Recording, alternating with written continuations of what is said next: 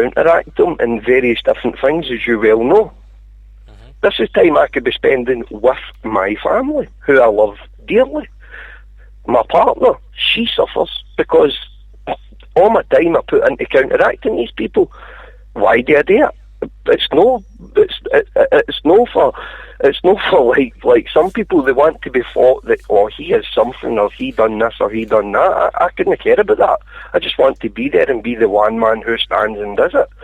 So obviously, I've asked the question to every caller tonight. If somebody come up to you tomorrow and say forgive and forget, I don't think I need to ask. Forgive and forget. Forgive and forget. You have to excuse the language, but no fucking way. Yeah, no way. Forgive and forget. Come on. No, are they being serious? It's not happening at all. It will never happen. It's like I never. Say, until you remove these people from power. You look at loyalist prisoners. If they weren't executed inside some of the most highest security prisons in the country, if they weren't executed because they wouldn't keep their mouth shut, I'm not going to name people, but you obviously know the people that I'm speaking about. Yeah, loyalist prisoners were either executed, or they came out of prison and decided that they had no place in politics because they were men of arms. The Republicans, however, came out crying. Men of principle, not men of yes. Arms. Some people say that they're men. Or that men of principle, men of arms. Yeah, there is no place for any man that would take up a gun and do something illegal in politics. None. There is no way. I'm saying I'm not trying to justify what any man done, and I'm certainly in no way trying to demean what any man has done. I'm only saying that there is no place for any man who would take up arms. Well, we definitely hear your point. In politics. We definitely get your point. Where do we go for there? When we get left with Martin McGuinness as the education minister for Northern Ireland, Jerry Adams, the snitches, they're just grassies, that's all they are. They take their money for the government and they get paid very, very well. And I think the Republicans know that as well. Mm-hmm. And to be fair,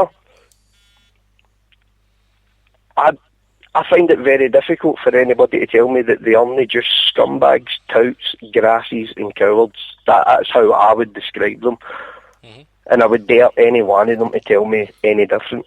Well, we absolutely hear your point loud and clear, and forgiving it and forgetting is just...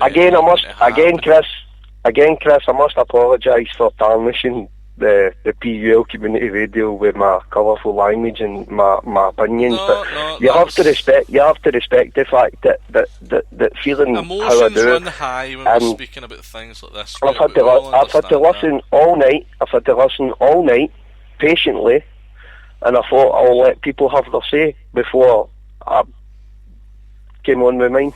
So sure. That is how it is. But having said that, I think that the PUL community radio is a breath of fresh air. That it is something I had never envisioned, but I think it's spreading a message, and it's spreading far and wide. It's something that's drastically needed within this community, and if only more people would engage, I think we could possibly be onto something with this. Sure. I mean, you're absolutely right. It's providing a different platform that hasn't really been there before. The PO Community Radio being a new platform and very small at the moment. We have done, I think this is our fourth live broadcast in terms of our structured show. We also run request shows. We've got more growing to do, more developing behind the scenes as a radio. It will only get bigger, but obviously I appreciate your kind words on it. But Paul, I shall leave it here, as we fully understand your points, and the majority of us, if not all, agree with them. But thanks very much for calling the radio, mate. Thank you very much for hearing me. Not a problem at all, mate. Take it easy. Good night. Right, Chris. Good night. So that's Paul, who is our last and final caller this evening on the topic Forgive and Forget. The answer has been no by the callers that we've had. The answer is no by myself. The answer is no by the majority, if not all, of the individuals that come under the PUL community. We're the only community or people asked to forgive and forget. I mentioned previously those in Paris and France are not asked to forgive and forget. Those in London for coming under a terrorist attack, they are not asked to forgive and forget. Those in New York are not asked to forgive and forget.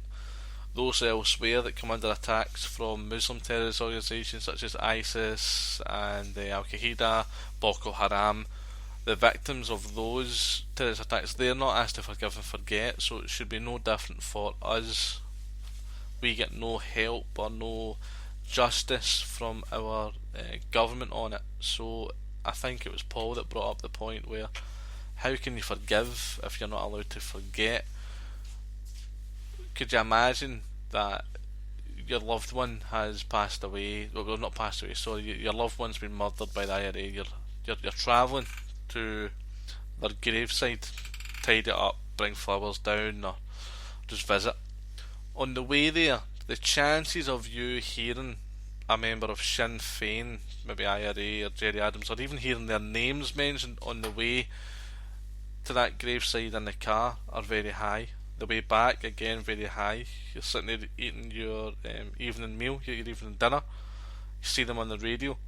So you hear them on the radio or see them on the television. How can anyone be expected to forgive if they can't forget what's happened? Men that have either been responsible for the murder of innocent individuals or the ones that gave the order to kill innocent individuals are now sitting in positions of power with a handsome salary, very nice house and car, and everyone else is just expected to forgive and forget. So the topic for tonight and the answer and conclusion to that topic, forgive and forget, that won't be happening. A little bit of news from the Loyalist community in Scotland before we finish. Loyalist community in Scotland started a couple of weeks ago campaigning for the proposal by Cairn Ahern to fly the Irish tricolour above North Lanarkshire Council buildings, including Motherwell Civic, Coatbridge and Cumbernauld. We were asking for that to be dismissed. The committee of councillors at the time voted in favour of flying it, 8 votes to 6. So at that moment in time the flag was going up, and Republicans all over Scotland and Ireland and Northern Ireland, they were all kind of celebrating, if you will, overjoyed that Cairn Ahern managed to have the flag flown to commemorate the 100 years of the Easter Rising in 1916.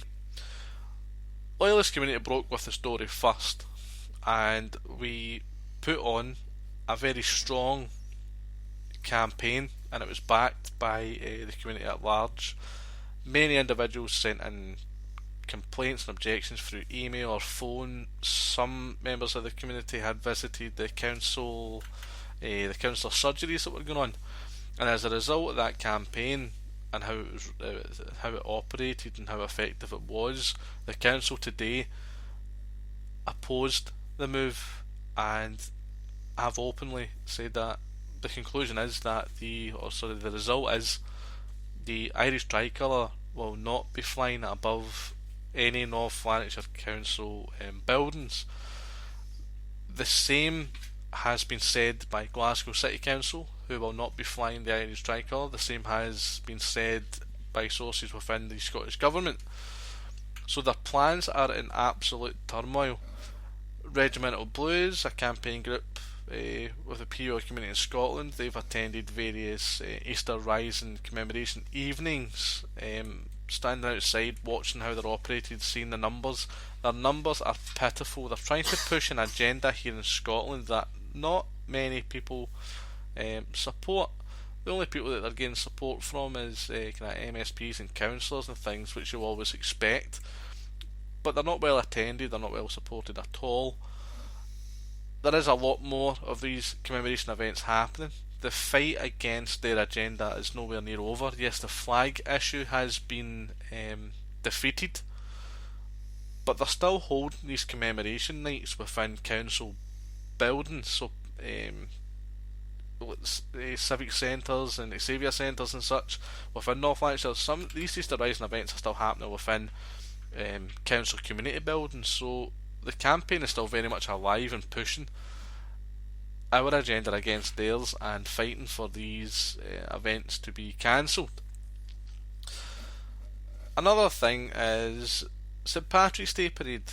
A St Patrick's Day Parade's been happening in Glasgow by Regimental Blues for the past 3 years now, and it's important that we keep on going with it. This year we asked to go up an area of Glasgow called the Gallagate, and that's really to highlight the fact that as well as Northern Ireland having no-go areas, in Scotland we also have no-go areas, and the no-go areas are for the exact same reason as what Northern Ireland has, and it's Republicans pushing back and trying to cause chaos within the council and the police. We were told at a council meeting as Regimental Blues that you won't be going up the Gallagate because it is a Republican area. For 3.5 years as a campaign group we have been trying to get the council and or the police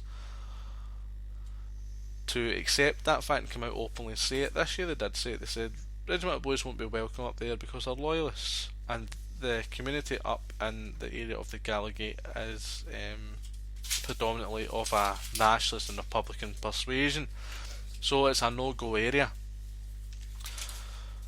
We challenged it. It got passed up to a council committee body, so it was a panel of councillors, and we put up as best a fight as we could. The parade was granted, but it wasn't allowed to progress the full length of the Gallagate. It's to go Gallagate, Moyer Street, and then go along London Road. Regimental Blues are happy with that just now, only because of the ground that's already been gained through this individual case. So we will be holding our St Patrick's Day Parade on the 12th of March this year, leaving Belgrove train station just at the side of it. We'll be leaving there for 10:30. But we have our own no-go areas here in Scotland, and Scottish Loyalists need to acknowledge that. Before crying out about other places that have no-go areas, you need to look at where you're from. You need to look at the no-go areas and how deep-rooted Republicans now are within the cities we live in, how much sway that they have within the cities we live in, and how much damage that they're actually doing to our lives and the way that we celebrate our culture, because they're doing tons of it. So we need to look at ourselves and what's going on within Scotland before looking at other places. Yes, support other places, support other our fellow communities in other parts of Britain, but we need to look at Scotland as well, because if we don't start taking care of our own patch, what's going to happen is by the time we do turn all our attention to Scotland, it's probably too late, because too much inroads have been built by Republicans, too much bridges, and the hole that they've got in the place is just going to be too much.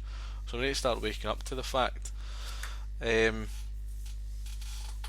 thing is, Republicans, in terms of size, their movement is very small in Glasgow, and you look at their numbers compared to Loyalist figures, it's very small. But this small band of people are viewed as more of a threat than the thousands of numbers that the PUL community has. And the reason for that is because it's a small band of cowards that stay together. It's a small band that are equally as vile as one another and are one solid little unit. Whereas you've got this huge community, the PUL community, and it's fractured, it's split into so many different parts, which makes it weak. So until the police actually realise that the community the PUL community is